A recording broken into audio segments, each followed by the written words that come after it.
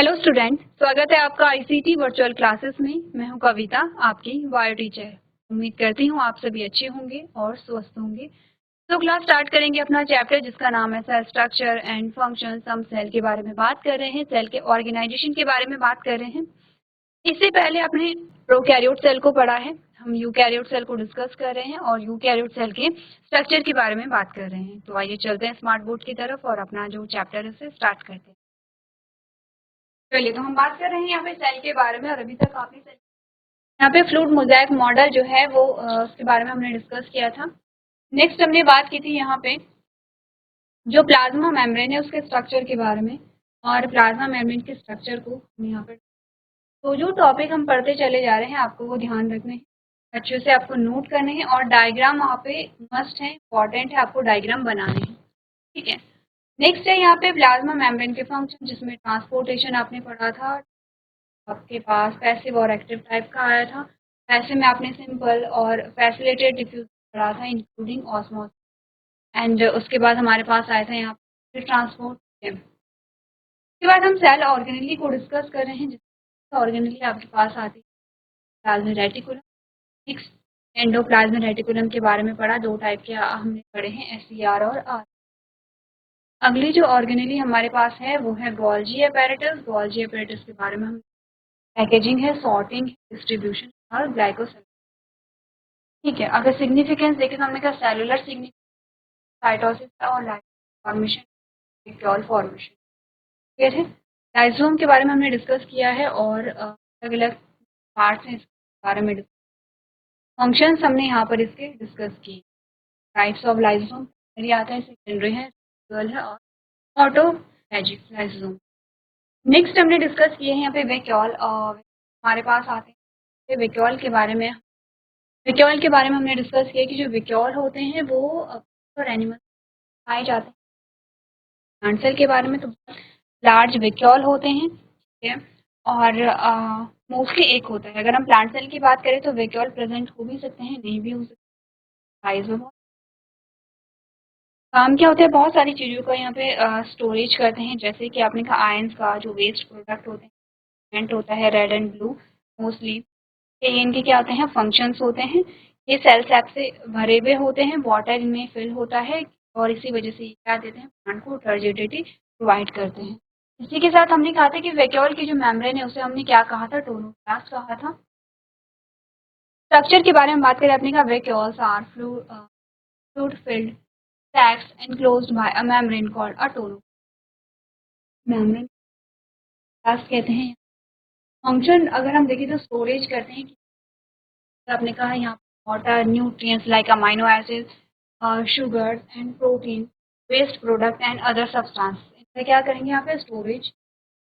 यहाँ तक की बात हम कर चुके थे विक्यूल के बारे में। क्या था विक्यूल को के बारे में हमने कहा था कि क्लास कहते हैं। फंक्शन में हमने स्टोरेज यहाँ पर पढ़ लिया था। ने कहा था maintaining turgor pressure in plant cells, vacuole store water cells rigidity and helping the plant maintain rigidity। क्या तो प्लांट है वो वो जो चौड़ी होती है, आपने कहा वो किस वजह से, टर्जिडिटी की वजह से, क्योंकि तो वैक्यूल है वो फिल्ड है किससे, सेल सैप से और वाटर से। नेक्स्ट हमने कहा waste isolate waste products from the waste product को भी स्टोर करते हैं। पीएच रेगुलेशन, पीएच रेगुलेट करते हैं यहाँ पर, आपने कहा जो पीएच है उसे maintain the cell's internal pH by supplying minerals iron to the cytoplasm. Next हमने क्या, स्पेशलाइज्ड फंक्शन क्या होता है, specialised function in some organism vacuoles have specialized roles such as expelling excess water in unicellular organism or playing a role in digestion in certain। तो ये functions हमारे पास आते हैं। अभी तक जो टॉपिक हमारे चल रहे हैं थ्योरेटिकल पोर्शन होता है, सिंपल होता है, आप पढ़ेंगे चीज़ों को, आपको समझना है और आप चीज़ों को लर्न यहाँ पर रटना नहीं है, चीज़ों को समझना है।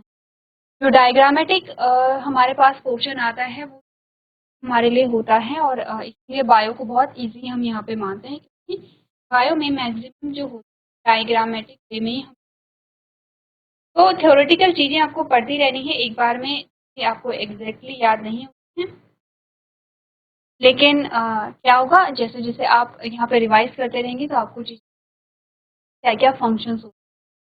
तो हमने कहा वैक्यूल के जो फंक्शन एक बार फिर से यहाँ पे रिवाइज करते हैं। स्टोरेज का फंक्शन, ठीक है, टर्गर प्रेशर को मेंटेन करता है, वेस्ट है, एच को रेगुलेट करता है, और कुछ स्पेशलाइज्ड फंक्शंस यहाँ पर होते हैं। ठीक है, आगे बढ़े यहाँ पे और हो गया। अगर आप टाइप्स ऑफ वैक्यूल के बारे में थोड़ा बात करें, अलग अलग including central vacuole, contractile vacuole, vacuole, gas vacuole. अभी अलग अलग प्रकार के वैक्यूल्स होते हैं according to their function, according to their location. Location यानी कि वैक्यूल यूनिसेलुलर सेल में है तो काम कुछ और है, सेलुलर मल्टी सेलुलर सेल में है ये काम कुछ अलग यहाँ पर होंगे। सबसे पहले हम सेंट्रल वैक्यूल के बारे में बात, cell that store water and nutrient. आपने कहा जो सेंट्रल वैक्यूल होते हैं प्लांट सेल में पाए जाते हैं, में पाए जाते हैं, लार्ज होते हैं यानी कि बड़े होते हैं। इनका काम होता है पानी और पोषक तत्वों का संग्रह करना। ठीक है, क्लियर है। अब आता है कॉन्ट्रैक्टाइल वैक्यूल। क्या होता है कॉन्ट्रैक्टाइल वैक्यूल? नाम से हमें पता चल रहा है कॉन्ट्रैक्टाइल है, फूड है, गैस है, हमें नाम से ही पता। इन सम यूनिसेलुलर ऑर्गेनिज्म, एक कोशिकीय जीवों में पाए जाते हैं। ठीक है, they pump out excess water to prevent the cell from a bursting. अब क्या होता है कि कुछ एक कोशिकीय जीव है, कोशिकीय जीव है। अब इसमें क्या है, जो पानी है वो एंटर भी होता है, वो एग्जिट भी करता है। तो पानी अगर ज्यादा एंटर हो गया है, इसमें जो वैक्यूल होंगे, जो कॉन्ट्रैक्टाइल वैक्यूल, जो कुछ वैक्यूल होंगे वो कॉन्ट्रैक्ट करेंगे, संकुचन करेंगे, और जब कॉन्ट्रैक्ट करते हैं तो ये बाहर फेंकते हैं, क्योंकि जो एक्स्ट्रा वाटर है उसे यहाँ पे बाहर फेंका, कोशिका है वो फटने से बचे। तो अगर पानी एंटर करता रहेगा, पानी जो है वो एंटर करता रहेगा तो क्या होगा, सेल में पानी भरता जाएगा। सेम कैसा है, जैसे बलून के जैसे कि आपने और बलून में हवा भरी और आप कंटिन्यूस हवा भरते जा रहे हैं, टाइम क्या आएगा कि जो बलून है वो फट। तो वैसी कंडीशन सेल के साथ ना आए, वहाँ पर पाए जाते हैं वैक्यूल जो कॉन्ट्रैक्ट होते हैं। जैसे ही वो कॉन्ट्रैक्ट होते हैं वहाँ से जो पानी है वो क्या होता है, यहाँ पे बाहर निकल जाता है, पंप आउट होता है।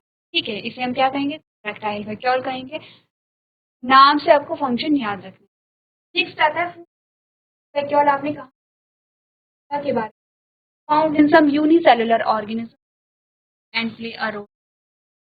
हमने बात की है जब अमीबा के बारे में। अमीबा एक यूनिसेलुलर ऑर्गेनिज्म है और इसमें कुछ क्या पाए जाते हैं, फूड वैक्यूल पाए जाते हैं।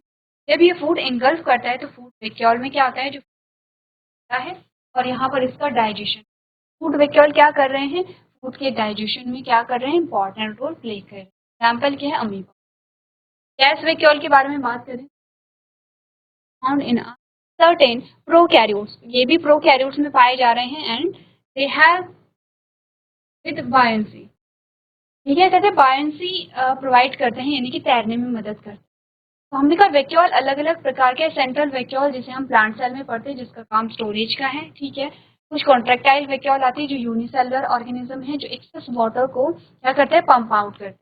नेक्स्ट हमने कहा फूड वैक्यूल है जो यूनिसेलुलर ऑर्गेनिज्म में पाए जाते हैं, डाइजेशन हेल्प करेंगे।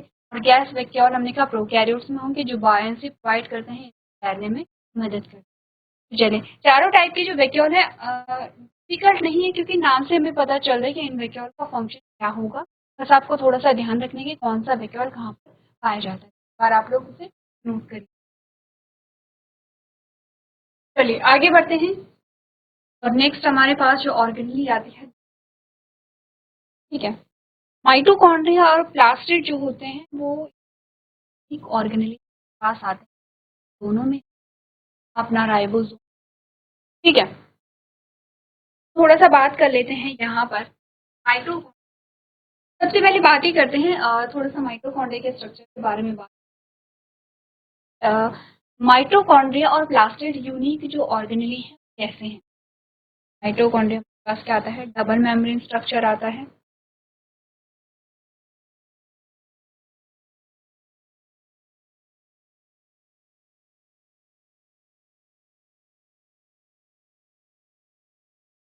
ठीक है, डबल मेम्ब्रेन स्ट्रक्चर होता है, और हमने कहा कि इनर मेम्ब्रेन है ये,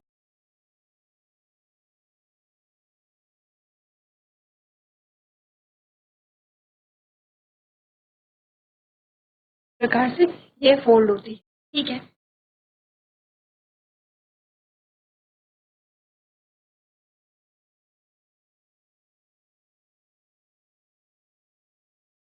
अगर आपको स्ट्रक्चर पता है माइटोकॉन्ड्रिया का तो जल्दी से यहाँ पे क्या करेंगे, आप लेबल करेंगे कि हम बार बार कह रहे हैं कि मोस्टली जो टॉपिक है वो आपने पढ़े हुए हैं, बस आप थोड़ा सा इलाबोरेट कर रहे हैं।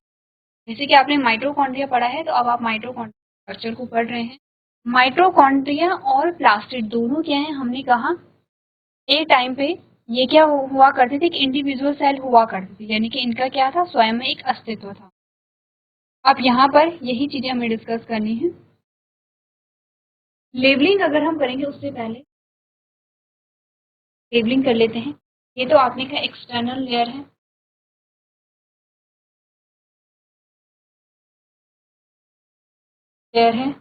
और ये internal layer.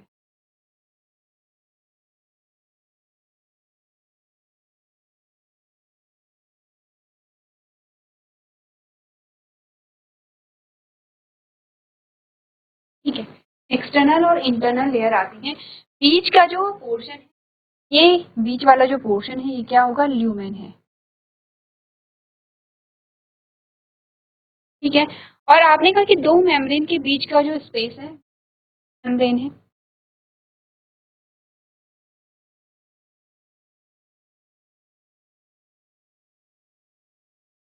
Inter membrane space है। देखिए, दो जो लेयर्स है मेम्ब्रेन स्पेस यहाँ पर।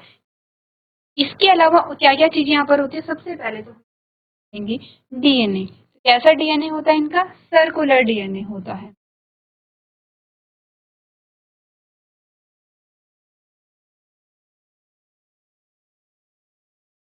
यहाँ पर क्या पाए जाते हैं, आरएनए भी पाए जाते हैं।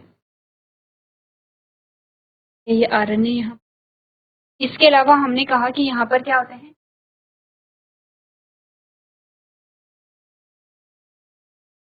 राइबोसोम। जो 70S, अब 70S राइबोसोम कहाँ पड़ा था, क्योंकि प्रोकैरियोट सेल कहाँ पर पड़ा था। ठीक है, 70S। अब यहाँ पर जो चलती है वो चलती है क्रैब साइकिल। ये चलेगी क्रैब साइकिल। क्रैब साइकिल क्या होती है, रेस्पिरेशन आपने पढ़ा है, और रेस्पिरेशन में आपको पता है कि क्या होते हैं, दो पार्ट्स में कंप्लीट होती है रेस्पिरेशन। एक यहाँ पर होती है ग्लाइकोलिसिस और एक यहाँ पर चलती है क्रैब साइकिल। ठीक है, अब यहाँ पर इतनी बातें क्लियर हैं तो हमने, और यहाँ पर इस वाले रीजन में जो ये आउटर मेम्ब्रेन है, यहाँ पर भी क्या लगे होंगे, कुछ रेस्पिरेटरी एंजाइम्स लगे होंगे से। ठीक है, ये रेस्पिरेटरी एंजाइम्स लगे होंगे। तो यहाँ पर ईसीटी चलती है, इलेक्ट्रॉन ट्रांसपोर्ट चेन चलेगा, और यहाँ पे भी कुछ क्या लगे होंगे, यहाँ पे एंजाइम्स लगे होंगे जो कि क्रैब साइकिल को यहाँ पे कंप्लीट, और ये इसी में क्रैब साइकिल के थ्रू ही यहाँ पे एक हमारे पास आता है, यहाँ पर माइटोकॉन्ड्रिया का जो स्ट्रक्चर है वो आता है, बेसिक स्ट्रक्चर यहाँ पर बात कर रहे हैं। ठीक है, अब हमने कहा कि यहाँ पर सबसे पहले तो ये देखिए कि इसमें अपना डीएनए होता है और अपना राइबोसोम होता है, मीन्स कि अपनी प्रोटीन फॉर्मेशन खुद कर सकते हैं। बातें क्लियर है। दूसरा हमने कहा कि इनमें जो राइबोसोम है वो 70S टाइप का, और 70S type ribosome root cell. तो आपका अब आइडिया बिल्कुल सही है कि वो एक प्रोकैरियोट सेल थी। ठीक है, सेम यहाँ पर क्या है, प्लास्टिड में भी सेम चीज है। तो प्लास्टिड है, प्लास्टिड में भी सेम था कि इसमें अपना डीएनए था और इसमें राइबोसोम था 70S। आपने कहा कि फिर ये ऑर्गेनेली कैसे बने, तो डिस्कस करते हैं कि ये ऑर्गेनेली कैसे बने। हमने कहा एक यहाँ पर इस प्रकार से हमारे पास सेल आती है, इसका न्यूक्लियस है, और ये क्या है, यूकैरियोट्स है। यहाँ पर हमने कहा ये है माइटोकॉन्ड्रिया और ये है प्लास्टिड, ये है माइटोकॉन्ड्रिया। माइटोकॉन्ड्रिया में क्या है, रेस्पिरेटरी एंजाइम्स है।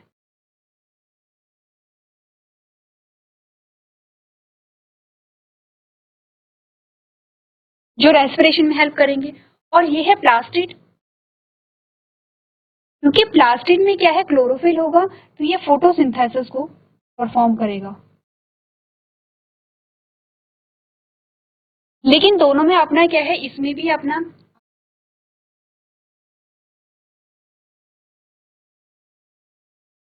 प्लास्टिड। आपने कहा इसमें भी अपना डीएनए है, सर्कुलर डीएनए, इसमें भी अपना डीएनए है। इसमें भी आपने कहा कि यहाँ पे क्या है, राइबोसोम है, राइबोसोम। ठीक है, दोनों क्या है, इंडिविजुअल सेल है यहाँ पर। अब ये जो प्रोकैरियोट सेल है, इसने इसे इंगल्फ किया और यहाँ पर क्या आ गया है, माइटोकॉन्ड्रिया इंगल्फ किया, यानी कि इसने दिखाया होगा। लेकिन क्या हुआ कि माइटोकॉन्ड्रिया की यहाँ पे डेथ नहीं होती है। तो माइटोकॉन्ड्रिया, क्योंकि इसमें रेस्पिरेटरी एंजाइम्स है, अब ये रेस्पिरेशन में हेल्प करने लगा है, और रेस्पिरेशन से क्या होगा, अब यहाँ पे एनर्जी इसे मिलेगी। कौन, ये जो यूकैरियोट्स है,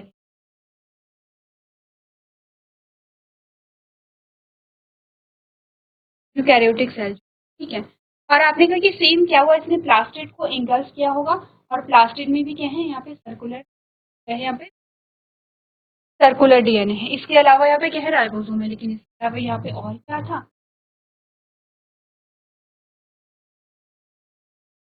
इसमें क्लोरोफिल था। तो अभी इसे खाना बना करके दे रहे हैं, क्योंकि फोटोसिंथेसिस को परफॉर्म कर रहा है। तो आपने कहा कि एक टाइम पे ये दोनों इंडिविजुअल सेल्स हुआ करती थी, और जब एक कैरियोट सेल ने इनको इंगल्फ किया है, तो क्योंकि इनमें क्या थे, आपने कहा इनमें अपनी प्रॉपर्टी थी, माइटोकॉन्ड्रिया रेस्पिरेशन करने लगी अब, और जो क्लोरोफिल है वो फोटोसिंथेसिस, जो क्लोरोप्लास्ट है उसमें अब क्या होने लगा है, फोटोसिंथेसिस होने लगी है। अब जाकर के ये क्या बन गए हैं, सेल ऑर्गेनेली बन गए। दोनों के बारे में आपको ये ध्यान रखना, दोनों में आपको क्या होता है, डीएनए, और अपना राइबोसोम होता है, इसलिए अपने प्रोटीन की कर सकते हैं। आप पढ़ ले माइटोकॉन्ड्रिया को। आपने कहा क्योंकि यहाँ पे एनर्जी बनती है, तो इसीलिए इसे पावर हाउस कहते हैं। एनर्जी करेंसी किसे कहते हैं, एटीपी को कहते हैं। आपने कहा mitochondria double membrane bound organelle found in eukaryotic, eukaryotic पाई जाती है, known as powerhouse of the cell. हम इसे पावर हाउस कहते हैं, because they generate ATP through cellular respiration, क्योंकि ये क्या करते हैं, ऊर्जा। क्या बात है, माइटोकॉन्ड्रिया जो है वो डबल मेम्ब्रेन बाउंड ऑर्गेनेली है। ठीक है, डबल मेम्ब्रेन, एक एक्सटर्नल लेयर आप देख रहे हैं, एक इंटरनल लेयर आप देख रहे हैं, जो कि यूकैरियोटिक सेल में पाई जाती है, और इसे कोशिका का ऊर्जा ग्रह कहते हैं, क्योंकि ये क्या करती हैं, कोशिकीय श्वसन के दौरान एटीपी को उत्पन्न करती है। आपने कहा they have their own DNA and replicate independently. आपने कहा जो रेप्लिकेट करता रहता है, रेप्लिकेट का मतलब समझते हैं, एक से दो, दो से तीन, एक से दो, दो से चार, चार से आठ, इस प्रकार से रेप्लिकेट हो। अपने का mitochondria are essential for energy production, ये उत्पादन के लिए महत्वपूर्ण, and are involve in a various cell, अलग अलग कोशिका। तो सबसे पहले तो आप माइटोकॉन्ड्रिया देखिए, और माइटोकॉन्ड्रिया के बारे में आप यहाँ पर आपको दी गई। आगे बढ़ते हैं और स्ट्रक्चर और फंक्शन के बारे में बात करते हैं। अपने का स्ट्रक्चर के, mitochondria have an outer membrane and inner membrane folded into a cristae and a central. का जो इंटरनल लेयर, जो आंतरिक लेयर थी, यहाँ पे परत है, जो आंतरिक परत है, उसकी जो फोल्डिंग्स हैं, सिस्टर ने क्रिस्टे कहते हैं। ठीक है, सिस्टर ने हमने पॉलजी में।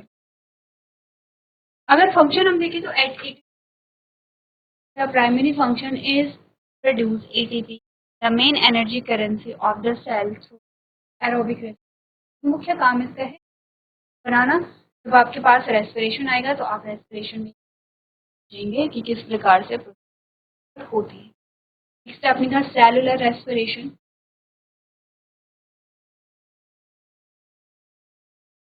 सेलुलर रेस्पिरेशन में हमने क्या पढ़ा है, आपने कहा mitochondria are the site of a Krebs cycle and electrons transport chain which are steps in cellular respiration. आप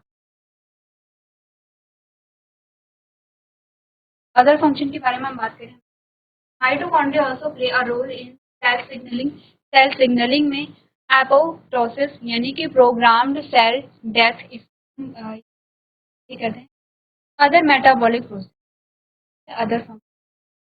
माइटोकॉन्ड्रियल डीएनए के बारे में हम बात करें, तो अभी माइटोकॉन्ड्रिया है their own DNA which is a inherited a maternally. क्या होता है अपना डीएनए, कैसा होगा, सर्कुलर होगा। ठीक है, सेलुलर लोकेशन की बात करें तो mitochondria plasma of all aerobic eukaryote except mature red blood cell.